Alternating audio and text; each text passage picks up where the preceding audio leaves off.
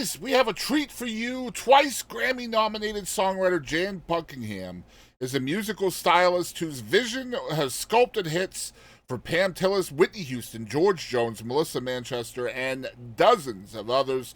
Jan has written for television for Hollywood Wives and film for movies like My Cousin Vinny, and she owns 14 active publishing companies administering copyrights worldwide.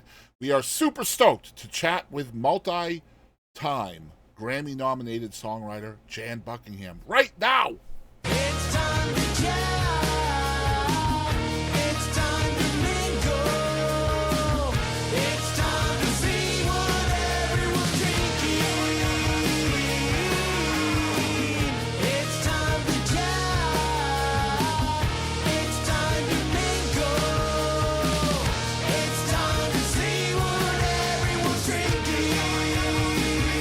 Until we all lose connection.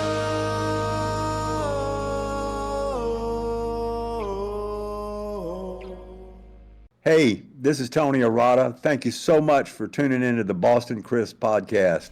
Hey guys, Boston Chris back again with another episode of the Boston Chris podcast, and we have yet another hit songwriter here on the show today. We have Miss Jan Buckingham on the show. This is episode number 60 already. Jan, how are you today?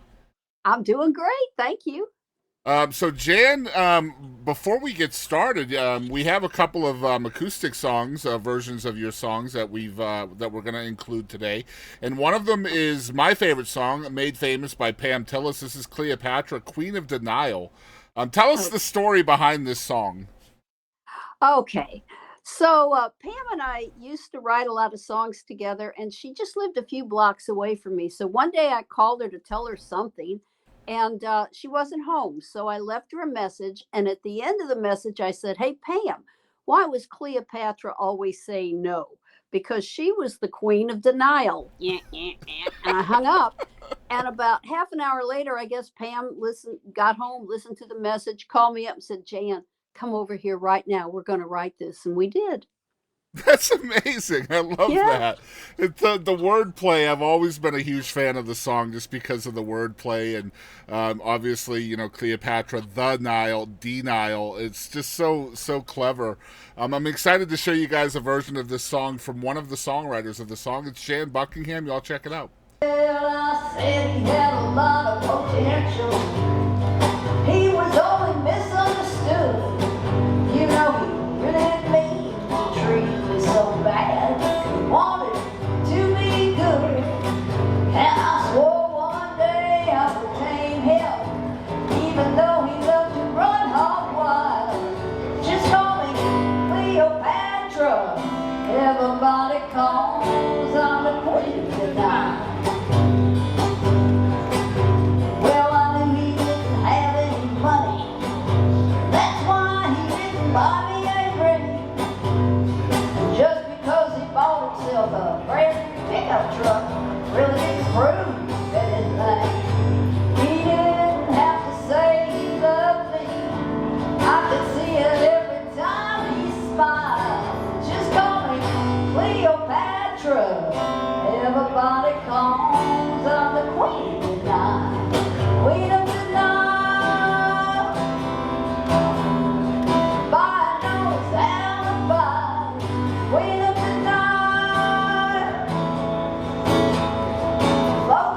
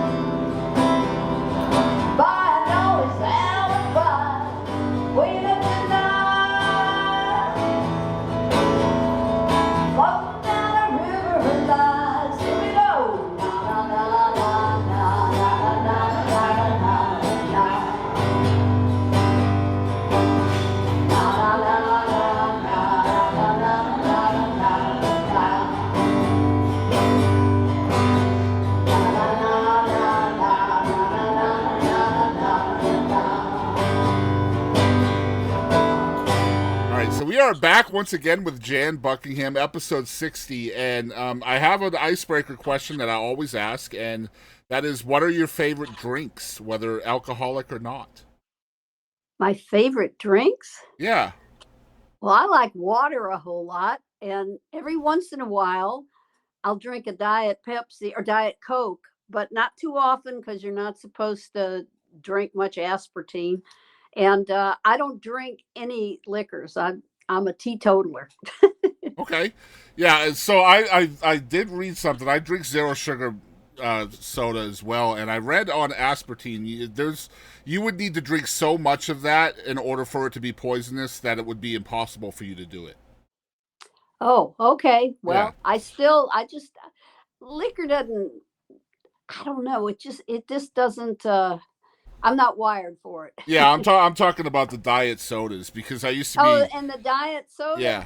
I used to It's be just against once in a them while. too until a nutritionist told me they're actually not that bad Yeah. as they say. But What I drink more than water is carbonated water. My okay, girlfriend got me the little machine, and I yeah, buy a CO2 once a month, and I carbonate my water all the time. It's spring water that I carbonate. yeah, that's pretty cool. That's not too bad. I Yeah, love that. So I understand you were born and raised in St. Louis. Is that right? correct. In Webster Groves. Okay, so is that like a suburb? It's a suburb, yes. So what was it like growing up for Jan Buckingham in St. Louis? Well, I was very sheltered. I found out once I was in college, I mean, in high school, they did a TV show called 16 in Webster Groves. And I found out that that Webster Groves was one of the top 10 suburbs in the United States. But I didn't know that growing up. I lived in a little brick house, and I was pretty sheltered. I was a little cheerleader for a while, and I had a nice time in high school. And then I went to college over in Columbia, Missouri, University of Missouri. So you didn't go too far away for your education then. No, Yeah. So my wife has family that derives from the St. Louis area as well. I think one of her grandmothers was from St. Louis, and so yeah, I was interested about that. What are some yeah. lessons you learned from your folks that you still kind of hold true today? Well, great. My father always said, do the best you can all day, go home and forget it. And that is great advice Yeah. because you can't beat yourself up if you're doing the best you can. And my mother always said, it never hurts to ask. Okay. So I always, if you want a raise, you ask. You wouldn't ask, why are you so fat or something like that. But if you ask the other kind of things, it's good. So that was the best advice I'd ever gotten was from my parents. And they made me, always be honest and work hard. I love that from your mom because that probably really suited you well in Nashville, having to network all the time and meet people and stuff. It probably really helped you to ask a lot, huh? Well, it did. And I like one time when I got a cut with Bob Montgomery, he used to be in the Crickets with Buddy Holly. And then he had House of Gold Music, where I was signed before we went over to Warner Chapel. And one time I had a song, and I lived on a farm with my second ex-husband out in Lebanon, Tennessee. And I drove in early in the morning and sat in the little church pew chair outside his office waiting for Bob to come in because I knew he'd come to his office before he went to the studio to cut. And I Yeah. had the cassette in my hand. And when he walked in the door, I jumped up and put the cassette right in front of his face and said, Bob, here's money in the bank. And he took it and laughed and went, okay, honey. And he did cut it. So I think that was my Jeannie Fricky cut. I can't remember what it was, but it was a long time ago. So I always kind of asked that way confidently as Yeah. if I knew it was a hit, And I hear that a lot in Nashville too. Like networking is so important, and meeting people, and hitting the bricks, Oh, and, yeah. and knocking on Yeah. doors, and hitting And the the venues. golden rule, the golden rule, my parents taught me, do unto others as you have them do unto you. So I try to be Hmm. really nice to everybody because I want them to be nice to me. Right, exactly. So, thinking back, what were some of your first musical memories that you can remember as a kid? Oh my gosh.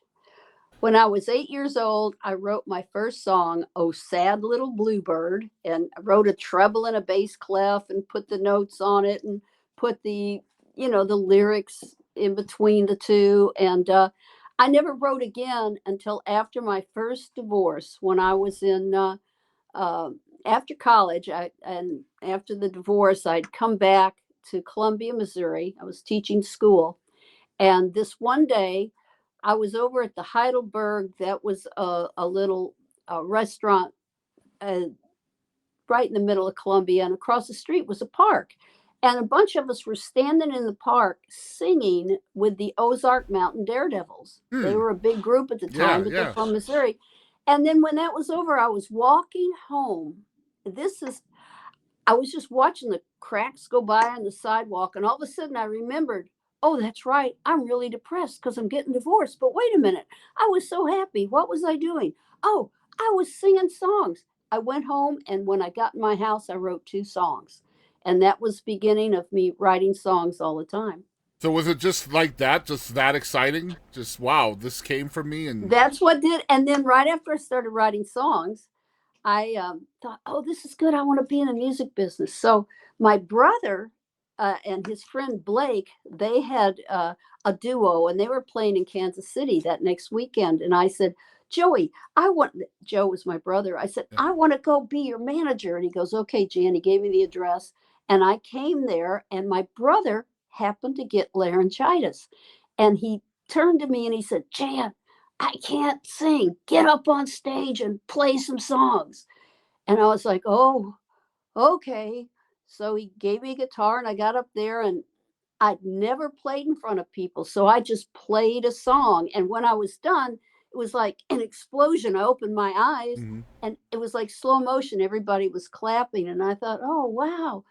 And then I put my head down, and I said, here's another one. And I played another one. And when I got off the stage, the manager came up and said, that was pretty good. You want to play here next week?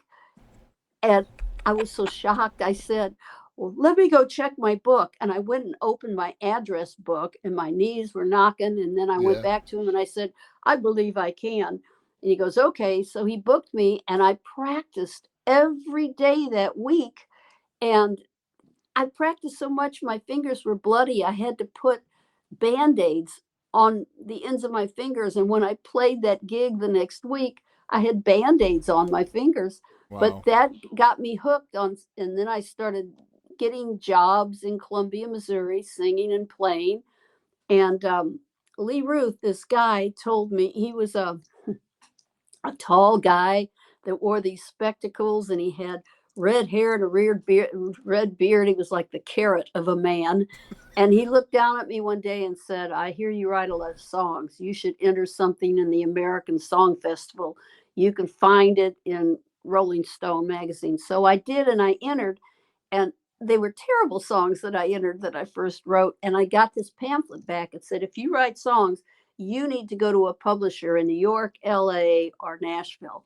And I was like, so I started going to Nashville. And then I met the second ex-husband. I was flying with Eastern after I had been teaching school for a few years. And the ex-husband was in Atlanta, where I was based. And we moved to Nashville. And that's when I started writing full time. And in the beginning, I was writing in a vault, a vault at Soundstage Studios. And sometimes I would write in the closet over at Tree Publishing. And I just kept writing. I started getting cuts, and that's when I took off. All I knew to do was write songs. I just loved to write, and I still do today. I write almost every day, and I play gigs a lot of nights. Yeah, and so previous to that one gig with your brother getting laryngitis, were you playing a lot in private? Like, not in private. But after that, I went back to Columbia, Missouri, and got a job at the Flaming Pit.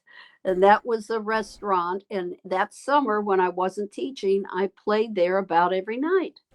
And then pretty soon I got with Eastern Airlines, and then I met the second ex-husband, and then we moved to Nashville, and that's when it really started up. And so prior to being in Nashville, you're self-admitting that your songs weren't very good. So how do you go from songs not really being that great to being a staff writer? Like, what kind of trial and error are you dealing with at that time? The biggest advice I could give anybody: listen to the radio, because that is the form. Most if you took Songwriting 101, you'd find out most songs are verse, chorus, bridge, chorus. If they're, you know, long, they should be between 2.5 and 3.5 minutes in length. Right. And if the two verses and the two choruses are short enough and you have room, you can put in a bridge. But the form is verse, chorus, bridge, chorus. And usually the melody of the chorus lifts up higher than the verse.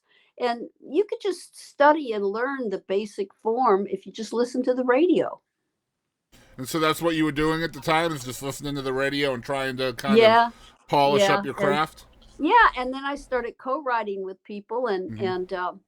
I was cute and young and dumb, and so some better guy writers would write with me, and I learned. The more I wrote, and now I mentor a lot of 20-something kids, and when they come and write with me, they learn by writing with me, just like I learned. Mm-hmm. So who were some of your influences, musically speaking, as a youngster? well, I like Dolly Parton, and I love George Jones, and I did finally get a George Jones. I saw that. Yep. Yeah, Tammy Wynette cut it too, Slow Burning Fire. And the way I got that idea, while I was signed with Warner Chappell, I was still a flight attendant with Eastern Airlines. Mm-hmm. And every year you had to go for 3 days to recurrent training. And so, you know, they would teach you the exits on the airplane and how to get out of the airplane. And so I was sitting there one day, and the teacher was talking about the 4 types of fires on an airplane. He said the hottest fire is in a seat cushion. It's a slow burning fire. And I went, slow burning fire. I wrote that down. And when I got home, I wrote the song, Slow Burning Fire. So thanks to Eastern Airlines, I got myself a George Jones and Tammy Wynette cut. That had to be surreal, huh? Those kind of artists cutting your songs? Well, and a lot of times I would get my ideas from ads on TV and the Yellow Pages, because they would always have these little short sayings that would attract people, and those would be, you know, those would make good titles for songs. Yeah.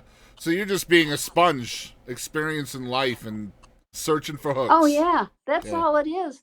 And I had a friend that I knew in LA moved to Nashville at one time, and they called me on I guess it was December, and said, I'm here and I can't get anything going. And I said, well, that's because the music business basically shuts down in December through Christmas, and then it comes back up towards the end of January. Yep. I said, but meanwhile, the thing you can do best is get a job, probably at somewhere like Walmart, getting returns. And they went, what? Why? And I said, because you will be interacting with people, and that will give you good ideas to write about. Because I was flying with the airlines all the time while I was, like I said, with Warner Chappell.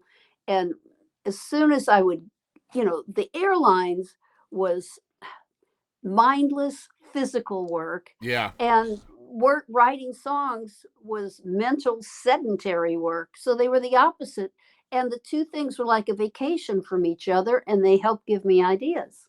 So as your experience in life, are you I picture you as like a people watcher, and are you coming up with stories about people as you're watching them and experiencing them? Oh yeah, and I make up stories like They Never Made It to Memphis is a great story song I have. And it just, let's see, I wrote it with Karen Staley, and I had, well, she left St. Louis in a Pontiac Tempest, and I had a Pontiac Tempest, had a road map open, red line through to Memphis. And Karen said, I had those 2 lines, and she said, what happens if they never made it to Memphis? And I said, well, I wonder why they wouldn't. And they got so turned on by each other, so that became the story. Yeah. See, that's what I mean. Just like coming up with stories for people. I love that so much. Oh yeah, and then a lot's like, you know, the American Express, Don't Leave Home Without It. Yeah. Well, I wrote a song called Don't Leave Home Without It, but the it was my love for you, you know, so that worked well. So a lot of times advertisements turn into good songs. Right, absolutely. And just experience in life can do that too, and that's going to resonate with people too, you know what I mean? So yeah, it does. One thing I wanted to talk to you about is being in Nashville, being a published writer in Nashville during the 80s as a female songwriter. I know that had to be a struggle, right? Because females really weren't getting much notice back then. It was a total boys club back Right. then. There were Yeah. only 4 girl writers, and I didn't get any respect in the Yeah. beginning. But then, as I started getting cuts, the guys begrudgingly began to write with me because they thought, well, maybe we'll get a cut if we write with her. And then all of a sudden I had a Whitney Houston cut and a Melissa Manchester cut and then an Air Supply cut and a Journey cut, all these, I mean, I exploded. But I didn't think that much of it because I was still going from doing that to pouring coffee for people. Right. And sometimes when I was on the airplane, working, I'd get an idea and I'd hand the coffee pot to, one of the passengers and say, "Sir, can you hold this for just a moment?" And I'd pull out a pad and act like I was counting, but Yeah. really I was writing lyrics. And then I'd Yeah. put it back in my pocket and say, "Thank you, sir." And I'd take the pot again. So lots of times when I was flying, I would still think of good ideas. So you talked about what was it, Bob Montgomery earlier with the Janie Fricke cut. He was really kind of stepping out for you then, helping you out Well, before you were he was really nice exploding. and did that. Another time I got Jim Ed Norman I had pitched the song for Gary Morris and Crystal Gale called "What If We Fall in Love," Mm-hmm. and it hadn't gotten to Jim Ed when I asked the A&R lady. So as I was walking out of Warner Brothers, I asked the girl at the desk in front, I said, "Where's Jim Ed right now?" And she goes, "Oh, he's over cutting it at Soundstage." And I went, "Thank you." And I went over to the Soundstage and he was cutting Gary Morris, Crystal Gale. And I had a cassette of the song. And I went up to the redheaded lady that sat at the desk and I said, "Would you do me a favor? If I give you this cassette and a little note, would you hand it to Jim Ed when he comes out of the studio going to the restroom?" And she goes, "Sure." So I wrote on the note, "Jim Ed, I know you're already cutting, but do yourself a favor and listen to this song before you're done." And I left. And the next day I was out in LA and I was writing with Melissa Manchester. And somehow Jim Ed found me, called and said, "We cut your song." So you never know. Sometimes it happens. Sometimes it doesn't. One time I bribed the guard over at Conway Twitty's house up north of town. And he let me hide in the bushes. And when Conway was coming out of his gate, I jumped in front of his car. You did and not. Then I did. And then I turned over to his driver's side and I said, "Sir, here's a song for you." And he went, "Okay, thanks." And he drove off and he probably just threw it out the window because he never did cut it. So sometimes I got things cut. Sometimes I didn't. I just kept trying. Yeah, that comes from your mom. Don't be afraid to ask, right? Yeah, don't never be afraid to ask. So Yep, I yeah. love that. You So, got to believe in yourself, and if you do, like when I first started coming to Nashville, I would go to a publisher and I'd play them a couple of songs, and then they would play me a couple of songs that they had and say, "What do you think?" And I was always thinking, why are they asking me what I think? Because they look at young people as the audience of the future. So they wanted to know what songs I like because I was young. So that's part of it too. You One have thing to I- believe in yourself, and if you do, they'll believe in you too. Yeah, one thing I wanted to talk to you about, and I loved chatting with songwriters about this subject as well, is kind of being a solo writer, 100%er as they call it, and co-writing, and kind of the pros and cons of that. So throughout your career, what would you say were the pros and cons versus, a solo write versus a co-writing experience? Okay. Well, if you're writing by yourself, it's just got to be good. You got to compare it to stuff on the radio and see if it fits. If you're co-writing, there's a couple of things. Be on time. Before you get there, eat some food because you want food in your belly, because when you get there to co-write, you want to be thinking about the lyrics and the melody. You don't want to be thinking biscuit, biscuit, biscuit, because you're hungry. Mhm. So you want to be polite. You want to listen to what they have to say, and then hopefully they'll listen to what you have to say. So when you co-write, you have to be polite. Golden rule, like I talked about. Do you feel like some of that too is like recognizing your own strengths and weaknesses and trying to find the opposite in a co-writer? So in other words, Oh yeah, if your strengths are lyrical, you would want to find somebody whose strengths are melodic, right? yeah, exactly. Like there's one song I wrote with Steve Dorff. He's got incredible Oh, melodies. I love He Steve. did Yes. Coca-Cola Cowboy and Yeah. Oh, I Just Fall in Love Again and so Steve's many been on beautiful this songs. show. He's amazing. Yeah. Yeah, he's amazing. And so I wrote a really good lyric and with his wife, and then he came in and finished it with us. It's called How Can They Call This Cheating? And the hook is How can they call this cheating when it's the most honest I've been in years? And he put the most gorgeous melody to it. Yeah. So, and now on some things, on some of the songs I've written by myself, like the Gary Morris Crystal Gale, What If We Fall in Love, I wrote that by myself. I wrote it on a layover in Philadelphia in the hotel hallway on an upright piano with drunken Shriners running behind me. And they'd try to stop and talk to me, and I'd go, leave me alone. And that's when I wrote the song. So you never know. I write some good melodies by myself, but if I get a chance to write with a Steve Dorff, oh my gosh, Yeah. I'll be the lyricist. I'll let him be the musician. Yeah, absolutely. And it just seems smart in that way. Steve is a very good example of someone that I'm talking about, just being such a melodic genius. And he's always had the knack of knowing which lyricists to partner his music with. And even that is a talent in itself. Steve's a perfect example of that. Yeah. One thing you did talk about earlier is stage fright, and I know you've dealt with this throughout your career. So how do you get over that stage fright and being a performing songwriter in addition to just a staff writer? It's like riding a bicycle. The more you ride a bicycle, the easier it becomes. And I had one of my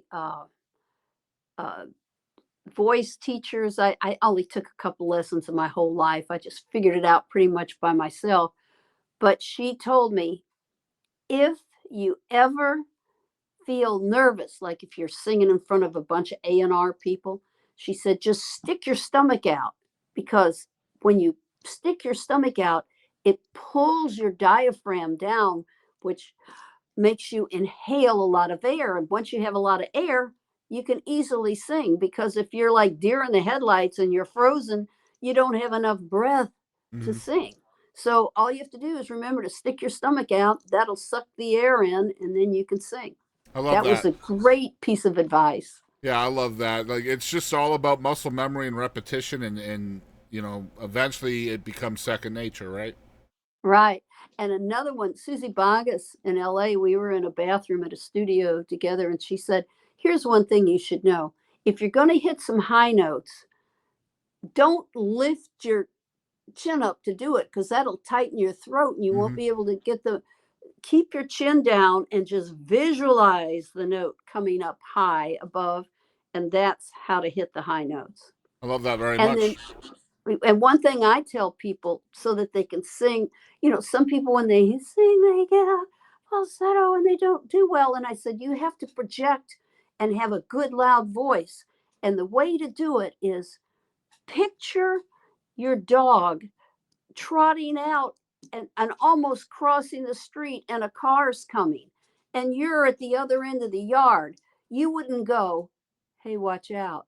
You'd go, hey, watch out. You'd yell it loud. So when you sing, you don't want to sing soft. You want to sing loud. So just think of how you yell, and that's how you can project your voice. Very cool. Talk about your experiences as a staff writer. You've been a staff writer for several different publishing companies. What was that experience like throughout your life? Well, I enjoyed it. I learned a lot from them. You had to usually play your songs for the head of the company. And once in a while, we would be so bad. Like Pat Higdon was a great song plugger. We'd always play our songs for him when we got them done.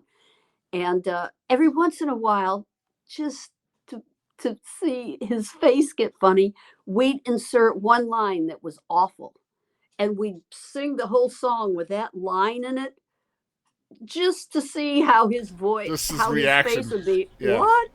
And then we'd bust out laughing and play the right line for him. And every once in a while, the song plugger wouldn't like what we did, but on the other hand, a lot of times they would. Well, like Hollywood Wives, I saw that. I was on the airplane and I was reading the end of Cosmopolitan, and it said, Jackie Collins' book, Hollywood Wives. It was real popular, and I knew it was such a sleazy piece of grease. I knew somebody would buy the rights to it. So when I was in LA, I had written the song on the airplane, and then I got with Jeff Silbar and we finished it and did a demo, and I had to squawk with them because they go, why would we want to demo this song? I said, oh, just demo it. They go, okay, Jan, okay. So they demoed it. I took it to LA, and I asked there was this new guy, George Geem. It was his first day there at working as A&R at Warner Chapel. And I had seen Chuck Kay in the hallway, and I dragged him into his office and said, listen to this song. And I started playing Hollywood Wives. And all of a sudden, all these people kept filing in. It was Monday morning. It was the Monday morning meeting. Mm-hmm. And Chuck started laughing, the big boss. And he goes, get her out of here. Give her what she wants when we're done. And so when I stood outside waiting, and when George Geem walked back out, I followed him right to his desk, and he went, what do you want, Jan? And I said, I had bought the book. I said, I want you to take this book and call New York, the publisher, and find out who bought the rights to this book. Right. And he said, okay. And he did. And then he called me back in. He said, Aaron Spelling bought the rights. And I said, okay, I'll be back. And I went back out with my cassette, and Val, a wonderful secretary, says, Jan, what do you want? I said, oh, Val, could you, on a piece of Warner Chapel stationery, write a little letter to Aaron Spelling for me? And she goes, okay. And she said, just tell me what to type. She's real fast. And I went, okay, dear Mr. Spelling, one of our top writers has just completed a song we feel captures the essence of Hollywood Wives. Sincerely, George Geem.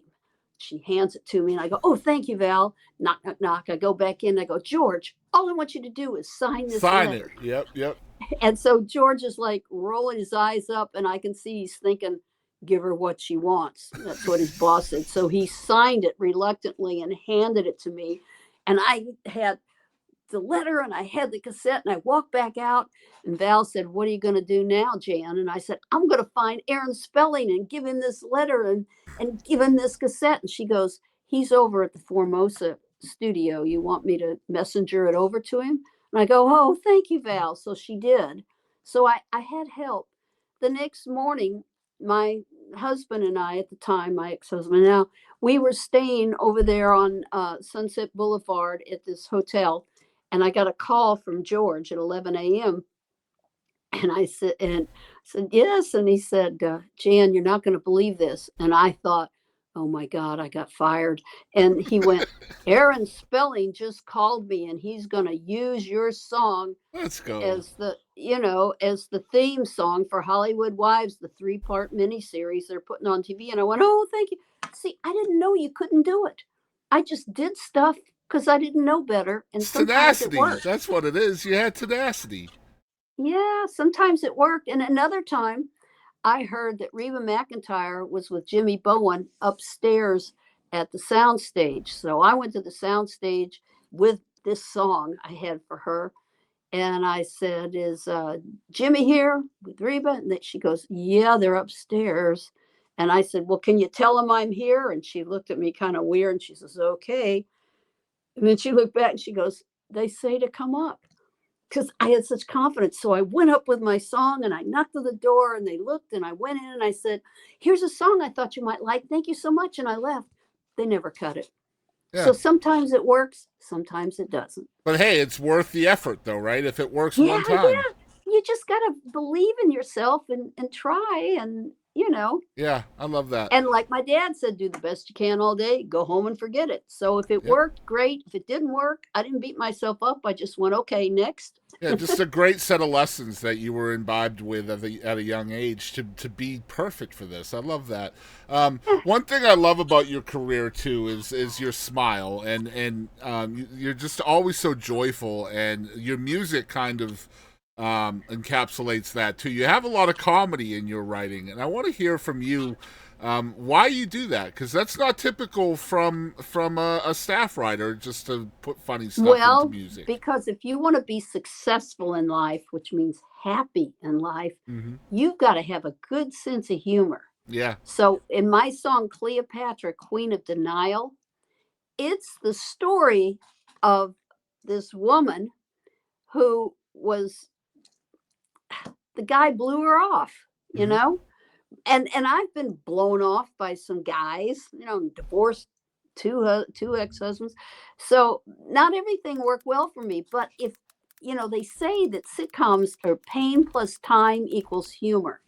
So if I was dumped by a guy, I was in pain. But as time Mhm. went by, if I could find a funny way to look back at it, like Cleopatra, Queen of Denial, that makes it good. So I like funny songs Yeah. because they do that. And your next song is also in that vein, which is not out yet, but it's called "The First Word in Country." Oh, yes. And the first word in country is a word I hate. You Yes. know what that word Yeah, is. I And hate it as well. that word is not in the song. It's just talked about all through Right. the song. So it's clever. And that song is because I have another song I released last year called The Last Word in Happiness is Penis. Now, that song cannot be on the radio because they Of won't course use, not. but it's very, very funny. And when I play it at the local, the crowd loves it. And I got another one called Big Blue Balls, and Yep. it's and a little pink, and Yep. it's real Hmm. funny. And then I've got one called Narcissist, and again, it can't be on the radio because there are certain lines like "You two-timing big bag of shit." Well, you Hmm. can't have that, or "You selfish, insensitive prick." There's lines like that in it. Well, they can't be on the radio, but they're great and streaming because people who have been Hmm. with a narcissist really feel those things. So I know from all my gold records back here, I know how to write songs for the radio, but I also know how to write songs that couldn't be on the radio but are still really well formed. And I think that's a good example of just going where the song takes you, right? Yeah. Yeah. Yeah, Yeah. and so I've heard a million times from different songwriters that the song always rules the room, and you can't fight the song for sure. That's right. And tell people if they want to hear those songs, just go to any streaming platform in the universe and search Jan Buckingham, and you'll find the songs I And we'll make released. sure that there's a link to your website down in the description as well, so people can get a hold of all of that Well, stuff. through my website, they can't. They won't be linked. They have to just go to a Okay. streaming platform and search Jan Buckingham, and up will come my songs. Okay. I do have a website, janbuckingham.com. It's really old. It has most of my stuff on it. And then I have reverbnation.com/Jan Buckingham. And it has about 300 of my demos, not me singing, just demos of mine, Well, pop, yeah. country, R&B, Broadway songs, And all it's kinds cool of too. stuff. I've been through there as well. I'll make sure those Oh, are both linked below for you. You've talked a lot about L.A. as well, and you have spent some time out there. And so in 1990, you moved to Los Angeles and became an actress out there, if I'm not mistaken. What I was that did. time in your life like? I did a lot of crazy stuff. I did acting. But by the end, when I was in movies and in sitcoms, you would be sitting there waiting for the lighting to change everything. And I would get so bored, I'd be writing lyrics to songs while I Hmm. was sitting there. And I was a realtor in Missouri, Tennessee, and California. So towards the end of being I was there for 20 years, but I would come back and forth to my house here in Nashville. And when I was in LA, I liked it, but I just really, after I did all the acting and all the real estate and a bunch of stand-up comedy, I did that too. And when I was done with all that, I thought, what do I like doing most? Writing songs. Well, I'm going back to Nashville because this is the capital of the world for songwriting. And you never stopped writing, right? No matter where you were. No, Yeah, you've I always written. yeah, but but when I did different jobs, like when I was acting, when I was doing real estate, and all these different things I did, it would give me fodder to write about, Mhm. because I would be, getting with people and having experiences, and you have to have life experience if you're going to write about it. Right, and you're still writing today. You even said that earlier. So, how are you getting your songs plugged today? You're not published anymore, are you? No, no, and well, I've had publishing since in 1990. I started my company, Duck House Music. Right, right, right. Yeah, and I've had it all this time, and I've gotten some cuts just in bumbling ways, like Juice Newton cut. They never made it to Memphis, and it's because I knew one of the guitar players in her band, and he heard the song. Who Mm. knew that would happen? And Ronnie Millsap cut a song because I ran into his musical director when I went to a certain meeting here in Nashville. So I bumble into stuff, but I don't have a song plugger, and I'm not getting nearly as many cuts as I did. Like, I had cut in movies, like in My Cousin Vinny and a bunch of different movies. And I think I had a song they played in the advertisement for Friends for a while. And I can't remember how those things happened, but you have a lot more big cuts when you're with a major publisher like Warner Chappell or BMG or Right. Sony or one of them. And I'm not anymore, but here's my perfect day. Get up, take a walk, write a song, play a gig, watch Andy Mayberry, go to sleep. So I'm not into schlepping my songs so much anymore, but when I pass away, I'm going to leave them all with my friend J4, and he's so smart. He'll have somebody he can hand them to that'll Mhm. plug them. So, And I'm yeah, not worried those about. and I don't those songs care. are forever too, which is such a cool thing Yeah, about they'll be music and around art. forever, and Yeah. So I just love to write. That's my favorite thing to do, and I'm old enough now. I'm just going to do what I love doing. And you're performing a lot now too with other Oh yeah, songwriters. I love to make people laugh. Yep. Yeah. So you're enjoying those live gigs as well, right? Oh yeah, I love doing that. And so you talked Mhm. earlier about mentoring younger artists as well, and I know you perform a lot of shows with those younger songwriters. Is that kind of something that you've pivoted towards now that you're not a published songwriter, and paying it forward to younger songwriters? I just bumbled into it. When I first came back from LA to live in Nashville at the house that I've had all these years since 1985, um, I I taught school for a year, Hmm. and then just 1 year. And then next thing I know, all these writers want to write with me more and more and more. And the more gigs I play, the more young writers come up to me and want to write with me. And I want to write with them because who wants to see somebody my age coming up with a song when I could be their grandmother, the A&R person running a record company? So it's better that I write with these young kids and then they go down on Music Row, because I don't Hmm. care about doing that anymore. I just want to come to my dining room table and write a song. Yeah. So it works really well. And they encourage me, like after I'm teaching them to write, they taught me about DistroKid and how to get on there and how to use Canva and for the, Hmm. because you have to have an album cover for each song. And they taught me how to do that stuff and pushed me and said, put your stuff out, Jan. Because I never thought of myself as a singer, but actually I'm pretty good, I guess. And No, so yeah, absolutely you are.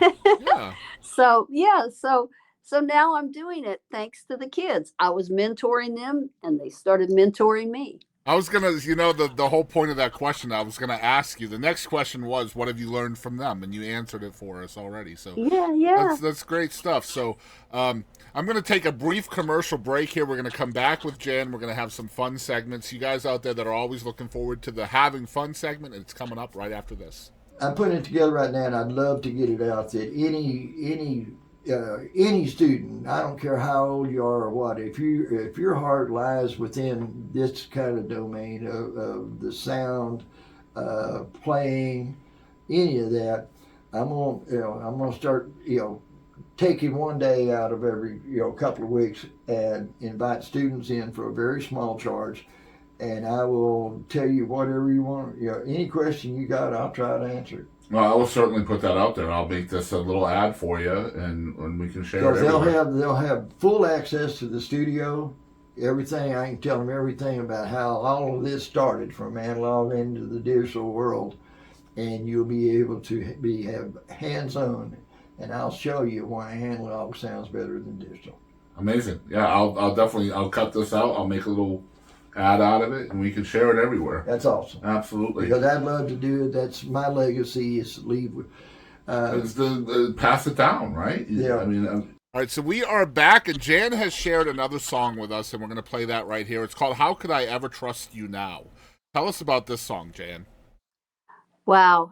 Well, I wrote that over 30 years ago, and I wanted Linda Ronstadt to do it, but I never got in touch with her, so she never heard it, so she never sang it. And Yeah. then just recently, I played it way back then, and then recently I started playing it again, and people love it. So if it gets out there enough, maybe somebody now will cut it. Well, there you go. If you want to who? cut this song, you have a chance. So make sure you go to her website down below. You can get in touch with Jan, and perhaps you can be the artist on this song. Who knows? All right, so we're gonna play "How Could I Ever Trust You Now." Y'all check it out. It's right here on the Boston Chris podcast.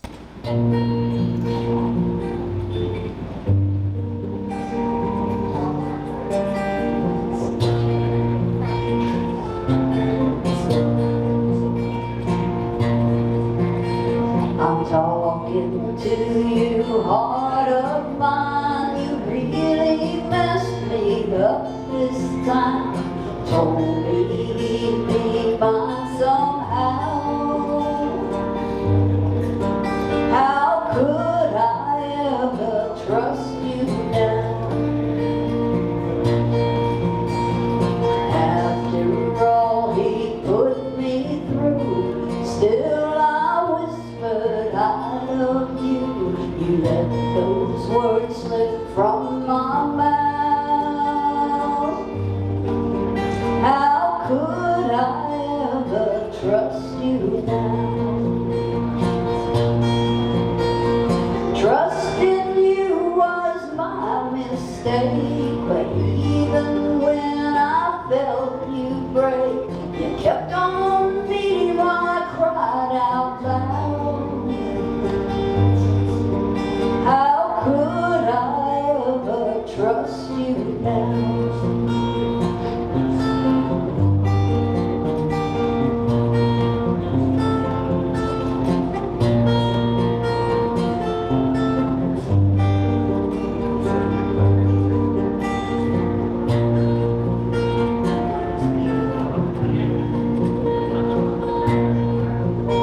I always thought you were my friend. You say someday I'll love again, but then I see him in a crowd. How could I ever trust you now? Trusting you was my mistake, but even when I felt you break, you kept on beating while I cried out loud. How could I ever trust you now? If I could, I'd cut you out. How could I ever trust you now?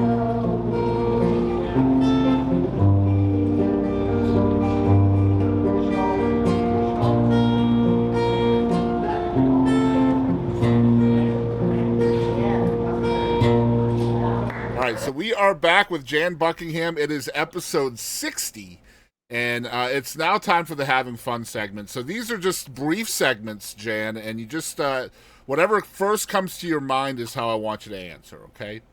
Okay. All right, so the first one is called Mount Rushmore, and the way this works is, of course, Mount Rushmore has 4 people on it. So what would be your Mount Rushmore of songwriters? The best songwriters, according to Jan Buckingham. You only have 4. Who wrote, I can't remember his name, who wrote the song Remembers When?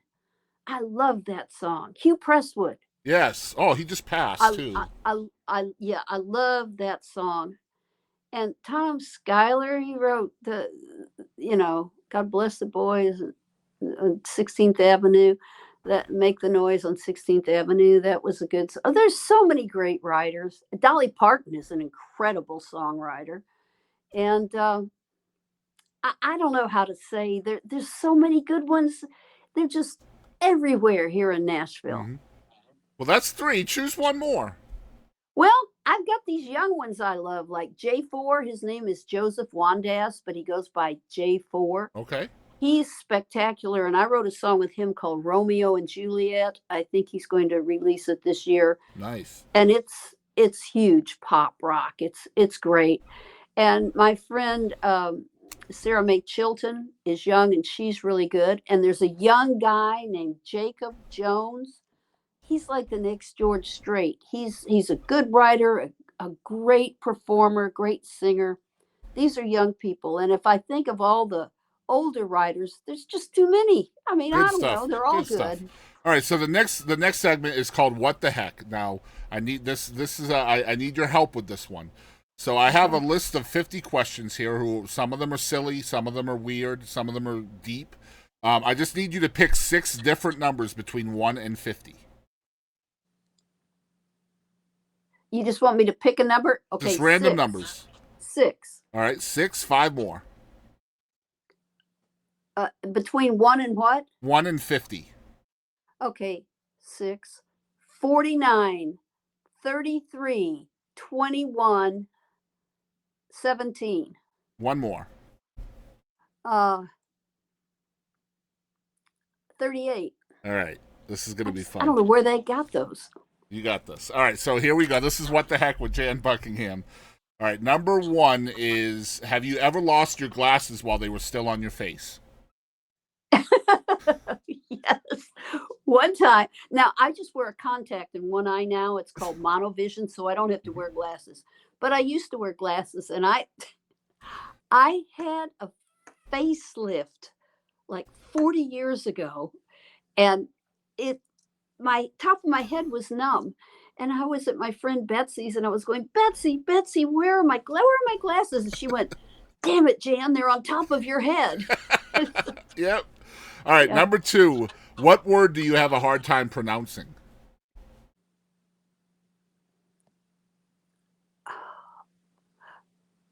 Sometimes probably comes out probably. There you go. All right, number 33, or number 3, you can listen to one artist for the rest of your life, but once you pick this one artist, nobody else exists in music. Who would it be? Oh, I don't believe in that. But I love how George Jones sings. I agree. I love how that's a Dolly good choice. Parton sings. Yeah. Those are good choices. All right, number 4 is on a scale of from 1 to 10. How intolerable do you find baby pictures on social media?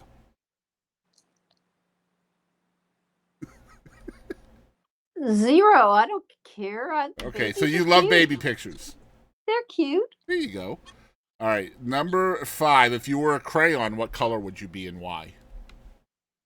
Well, my favorite color when I was growing up was green. Okay. You know, it's fields and grass, and it's pretty. All right, and last one. What has been your favorite age so far? This age, I'm 77. I love it. I'm happier than I've ever been because I know what I like to do and I'm doing it. Yep, and still young enough to pull it off, right? Yeah. I love that. All right. Oh, and I should mention this.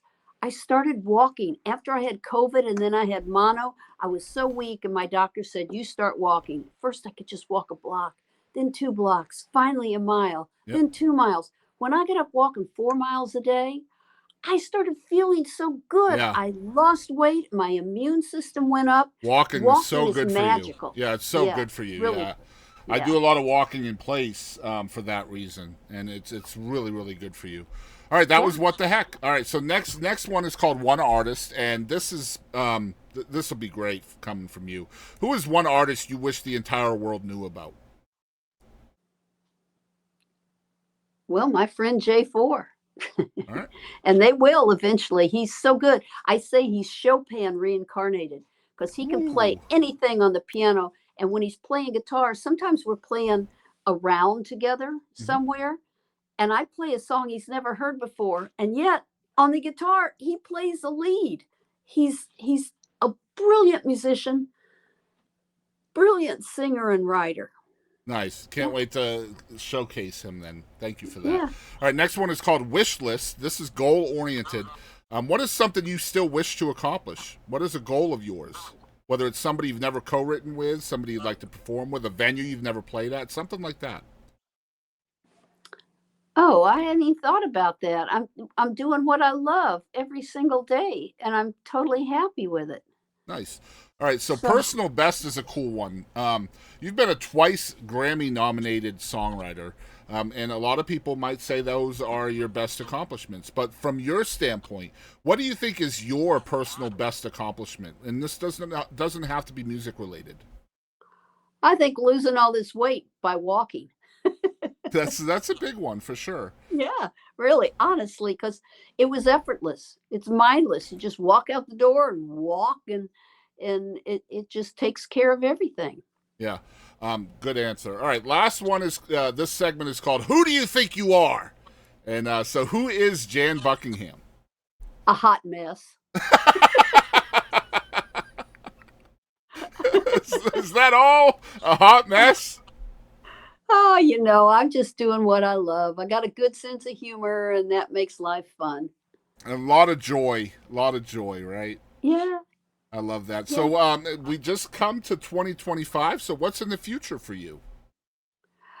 Well, I think just what I'm doing now, because at this age, I don't care if I get really famous and have to go on a tour, because between 2 years with Pan Am and 14 years with Eastern, it's like I toured for 16 years, waking up in a different bed every day. And now I like just being here. Yeah. So I can't, what was the question? I don't remember. Just what's in the future for you? I think just what I'm doing. I love what I'm doing. Very cool. And again, still a songwriter. So you guys out there, she has hundreds and hundreds of songs. I was looking at your catalog on BMI, and it is just so thick, man. You have so many great songs. Well, thank you very much. And then BMI has a lot of them. ASCAP has a few through some of my co-writers. Yeah. And yeah. I love that. So again, thank you so much for being my guest today, Jan. Episode 60. Just a fabulous human being and a great songwriter. I'm happy to be your friend. I'm glad you're my friend. Thank you. All right. Hey, this is Jerry Phillips, and thank you for tuning into the Boston Chris Show.